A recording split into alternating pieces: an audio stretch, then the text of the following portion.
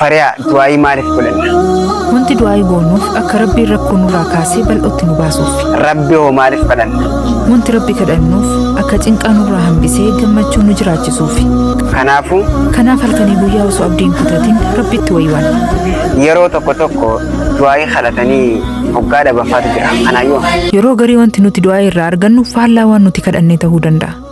Akkamitti? Ati durummaa kadhattee Rabbiin hiyyummaa hamtuu keessatti si darba. Ajaa'iba!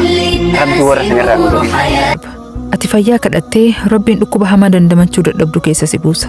Garuu maaliif wanti akkanaa nu mudata? Yoo viidiyoo kana hanga xumuraa obsaan hordofte hikmaa ajaa'ibaa dalagaa Rabbii keessa jiru hubatta. Egaa akkuma amma dhageessan yoo viidiyoo tana haga xumuraa dhaggeeffattani waa hedduu irraa barattan, waa hedduu irraa hubattan. Kanaafuu viidiyoo kana hanga dhumaa argachuudhaaf liinkii mataa gubbarraa tuquudhaan gara YouTube chaanala kiyyaa yoo deemtanii argattan. Akkasumas Fariyaa Adam jettanii yoo barreeffanis ni argattu.